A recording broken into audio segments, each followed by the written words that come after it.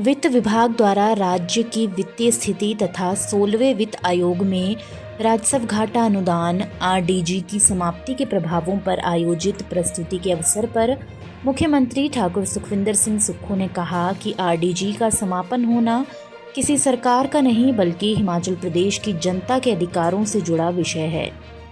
मुख्यमंत्री ने कहा कि हिमाचल प्रदेश एक पहाड़ी और सीमित संसाधनों वाला राज्य है, जहां बजट का लगभग 12.7% हिस्सा आरडीजी से आता है। ऐसे में इस अनुदान को समाप्त करना राज्य के साथ सौतेले व्यवहार को दर्शाता है। आज हमारी कैबिनेट की बैठक थी। कैबिनेट की बैठक के बाद जो परिस्थितियां पैदा हो रही है उस बारे में प्रेजेंटेशन फाइनेंस डिपार्टमेंट ने दी। पहले कैबिनेट को दी, उसके बाद हमारे जो सभी विधायक हमने बुलाए थे उसमें भारतीय जनता पार्टी के विधायकों से बात हुई थी, चिट्ठी लिखी गई थी और माननीय हर्षवर्धन चौहान जी ने माननीय जयराम ठाकुर जी से बात की थी कि आप भी इस बैठक में आओ। ये ऑल पार्टी मीटिंग नहीं थी, लेकिन ये सभी को विधायकों को एक प्रेजेंटेशन देखने के लिए बुलाया गया था और उसमें पत्रकार बंधुओं को, जो कि लोकतंत्र की आवाज होती है, लोगों तक उन्होंने बात पहुंचानी थी, उनको भी बुलाया गया। कैबिनेट में प्रेजेंटेशन देते हुए तकरीबन 4 बार मैं वित्त मंत्री से मिला, 4 बार मैं वित्त आयोग में मिला अपने अधिकारियों के साथ। एक जो हमने फॉरेस्ट का बात की थी उसका 0.5 उन्होंने हमें ओपन फॉरेस्ट का जो शेयर डाला, जो पहले नहीं होता था, उसको हमारे 16 फाइनेंस कमीशन ने एक्सेप्ट किया। और जो हमारा डिजास्टर होता था, डिजास्टर में फाइनेंस कमीशन द्वारा जो पैसा एलोकेशन किया जाता था उसमें जो लैंडस्लाइड्स था, क्योंकि पहाड़ में लैंडस्लाइड्स होते थे, तो उन्होंने डाला होता था सिर्फ साइक्लोन और ड्रॉट, तो लैंडस्लाइड्स को भी उसमें इंक्लूड किया गया, जिसके कारण ये हमारा जो 0.83 से 0.914 हुआ। और ये अभी से नहीं है, ये पहले से होता आया है। 14 फाइनेंस कमीशन में भी बढ़ा, 15 में भी बढ़ा और 16 में भी बढ़ना था। जो शेयरिंग सेंट्रल टैक्सेस होते हैं उसमें भी इन्फ्लेशन के हिसाब से, अब जीडीपी ग्रोथ अगर 6.7 है तो इन्फ्लेशन उस ग्रोथ के हिसाब से वो टैक्सेस भी बढ़ते हैं। ये एक रूटीन मैटर है जो अभी प्रेजेंटेशन में दिखाया गया कि ऐसे बढ़ते हैं। अब सवाल यह होता है, आपने देखा कि आरडीजी किन राज्यों को जरूरत थी? 17 राज्यों को आरडीजी मिलती थी। आरडीजी का इम्पैक्ट क्या पड़ेगा बजट में? आपने देखा कि नागालैंड के बाद हिमाचल प्रदेश दूसरे नंबर पर, जिसमें आरडीजी का इम्पैक्ट पड़ेगा वो दर्शाया गया। यानी कि कहने का मतलब है कि जो हमारा बजट होगा उसमें 15% आरडीजी का इफेक्ट 15 से 20% देखने को मिलेगा। अब ये सवाल कोई, जैसे कि फाइनेंस सेक्रेटरी ने कहा, सरकारों का नहीं है। सरकार आज है, सरकार कल दूसरी आएगी। ये हिमाचल की जनता पर इफेक्ट पड़ने वाला है, हिमाचल के लोगों पर इफेक्ट पड़ने वाला है। अभी एक चुनौती भी है, जब किसी की किटी से जो बजट में है 7 से 8 हजार करोड़ रुपया निकाल दिया जाए तो जो योजनाएं होती हैं उन पर इफेक्ट पड़ना शुरू हो जाता है। हमने अपने रिसोर्सेज से तकरीबन 3,000 करोड़ रुपया पिछले 3 साल में 3,000 से 4,000 करोड़ रुपया हमने कमाए। हमारी कॉम्पिटेंस ऑफ टैक्स की पावर जो है वो जीएसटी के बाद खत्म हो गई, क्योंकि पहले हम वैट के रूप में टैक्स लगा सकते थे, एक्साइज के रूप में टैक्स लगा सकते थे, और वैट और एक्साइज के रूप में जब हम टैक्स लगाते थे, जब जीएसटी में था, तो 4 से 5,000 करोड़ रुपया हमें वैट और एक्साइज के रूप में हमें मिलता था।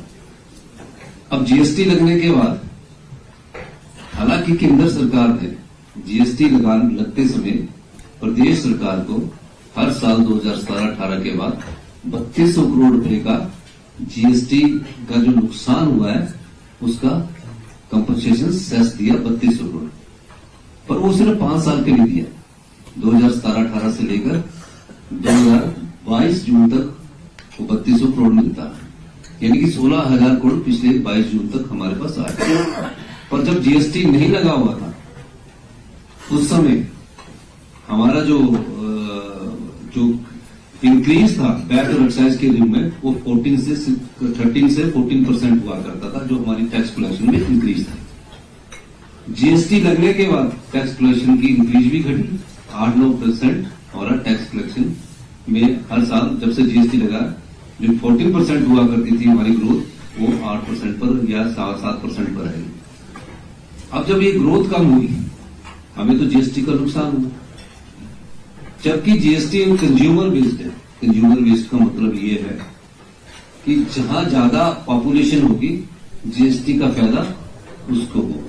ये सरल भाषा में बता रहा हूं। जैसे कि यूपी की पॉपुलेशन है 22 करोड़, वेस्ट बंगाल की पॉपुलेशन है, महाराष्ट्र की पॉपुलेशन है, मध्य प्रदेश की पॉपुलेशन है। जिन स्टेट में की पॉपुलेशन बड़ी होती है उनको जीएसटी का फायदा हुआ।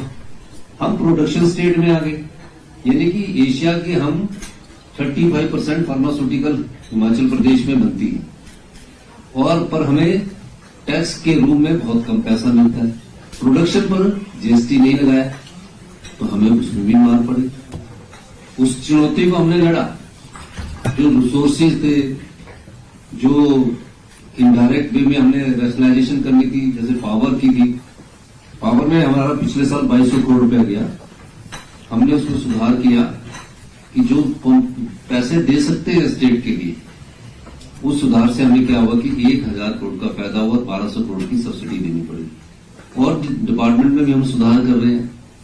और प्रदेश की फाउंडेशन जो 40 साल से बिगड़ी हुई थी उस व्यवस्था को हमने स्वरूप दिया, और मुझे खुशी है कि हमने उन नीतियों को अपनाया जिससे आम जनता को नुकसान नहीं हुआ, लेकिन जो जनता की जो संपदा का धनवान लोग थे, जो इनकम टैक्स और बड़े बड़े होटल बिजनेस लाते थे, उनको हमने न्यूट्रलाइज करके उनसे हमने अनुदान को कम किया, और इस दृष्टिकोण से हमारे को कुछ फायदा राज्य के खजाने में हुआ। अब राज्य की संपदा किस प्रकार से बटी होती है, हम कोर्ट से केस आ जाते हैं, हम पैसा दे देते हैं। व्हाइट फ्लावर हॉल का हमको केस जीते, व्हाइट फ्लावर हॉल से 2003 से हमारे पास कोई पैसा नहीं आ रहा था। हमारे 400 करोड़ रुपए इस बार किटी में आया, और 2 करोड़ हर साल हम उनसे ले रहे हैं। जेएसडब्ल्यू में हाई कोर्ट ने फैसला जेएसडब्ल्यू की फेवर में कर दिया, और पिछली सरकारों के समय ऐसे फैसले आए कि जिसमें हाई कोर्ट के फैसले को ही अमली जामा पहनाया गया, अपील आगे की नहीं गई। हमने उसमें अपील की, हमने अच्छे वकील खड़े की, और अगर मैं वही जेएसडब्ल्यू का हाई कोर्ट के फैसले को लागू कर देता तो 150 करोड़ रुपए का और हमारी टीजरी में फर्क पड़ना था। हम उन्हें सुप्रीम कोर्ट में जीते और हमारी फेवर में आए।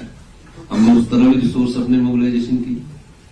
अब सबसे बड़ी उम्मीद क्या होती थी, आर्टिकल 275(1) में उम्मीद ये होती थी कि रेवेन्यू और एक्सपेंडिचर के गैप को भरने के लिए आरडीजी ग्रांट का एक समाधान संवैधानिक तौर पर हमें मिला। अब अधिकार मिला। जब हिमाचल प्रदेश का पुनर्गठन हुआ तो ये रेवेन्यू दृष्टिकोण से नहीं हुआ। ये बॉर्डर स्टेट थी, पर्वतीय राज्य थे, उनकी संस्कृति को बचाना था, और डॉक्टर यशवंत सिंह परमार जी ने उस समय के हिसाब से 1948 में छोटा बना, फिर पूर्ण राज्य का दर्जा हमें मिला।